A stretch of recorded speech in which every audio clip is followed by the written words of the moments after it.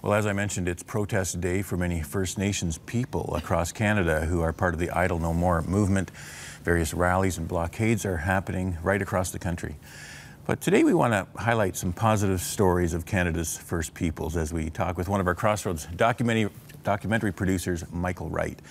Mike has just completed a doc entitled Home and Native Land as part of our Canada Heart and Soul documentary series. Mike, thanks for coming in. Hey, nice to be here, Ron. You're a busy guy. You're out there either on the road or up in the editing suite or writing at your computer, and it's a busy time. But I'm excited about this new documentary that will be airing very soon on CTS. Tell us about Home and Native Land, it's called. It's the final installment in the Canada Heart and Soul series, and I know when we originally looked at what kind of topics we wanted to cover, we definitely wanted to do a documentary on our First Nations people, and we wanted it to be positive. So we scoured the land looking for stories, and two of the stories that we found were, one was this wonderful, unique village in the northern Quebec region called Ojibougamu. Long history there. I won't get into the details. And we wanted to feature the chief there and his impact on the youth.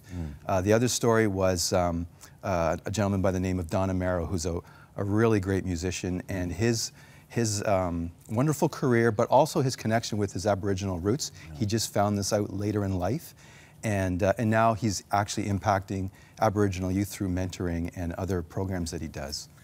Now, in a moment, we'll see the trailer for this documentary, but there's a first clip that you lifted from the doc, and why did you want to highlight this one and set it up for us? Right. Well, with what's going on today is obviously a great concern for a lot of Canadians, and a gentleman by the name of Kenny Blacksmith was featured in this documentary.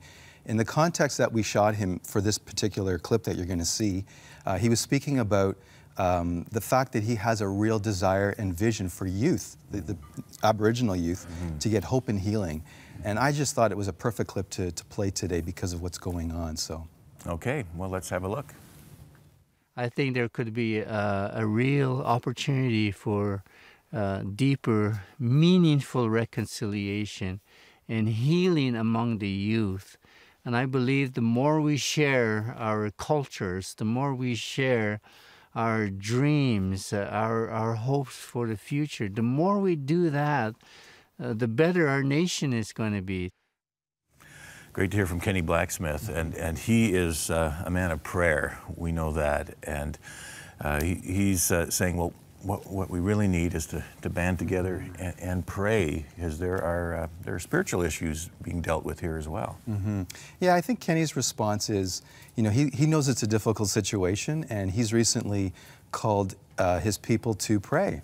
And there's a national gathering that he's putting together in June. He wants to have a national prayer breakfast on the National Aboriginal Day, June 21st, and also meet and pray for the political leaders.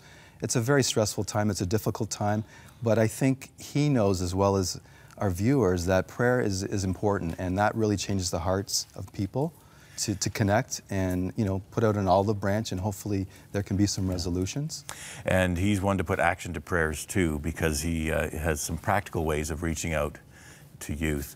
Right, and part of it, part of his initiative in this documentary was he knows there's also social issues that are involved in a lot of the different reserves around Canada, and he has such a heart for his people, and he, along with Chief Reggie Neposh, thought it was a great idea to bring the youth up north, to connect them with their roots in order to create a safe environment for them to open up and to really start talking about what the issues are. And out of that week, it was an incredible session to be up there. My co-director, Cheryl Weber, actually documented it, and it was a fantastic week where we saw, you know, real change, real healing happening in these youth, in these lives. And as you see in the doc, when it comes to air, it's really dramatic in some of the changes in there that you'll see in these lives. Well, let's have a look at the trailer and what you can look forward to seeing. There was this gang in the North End, and the initiation was either going to steal a car or beating somebody up. I told my grandfather every year, I don't want to go back there. Survivors like myself in a residential school, I have scars that I carry. The police came and knocked on the door and took my dad away. There was a tremendous amount of fear. This is not what I want for me. It's not what I want for my family. I don't want to fall into the trap of alcoholism and things that have affected my family. It took me a while to talk about it. I can see the light at the end of the tunnel. Some of these young people are dealing with drugs, alcohol, broken marriages, but I also want to be a father to these kids, so I'll reach out to them and try to help them out. My hope is I can live my life as an example. I hope that they can see that what they want in life they can have. I think it's absolutely essential for the recovery of the psyche of a whole people.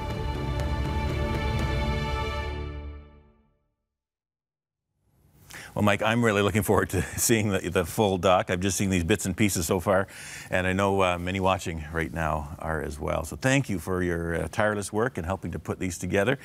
And I want to thank those of you who support this ministry, because without you, we couldn't be here daily on 100 Huntley Street and other aspects of Crossroads, like these documentaries that have a unique way of impacting the culture and of speaking to people's hearts.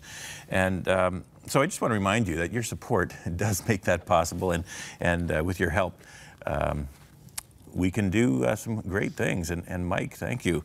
But you can also ask for Iran and Israel, which is our offer for this month when you support with your best ministry gift.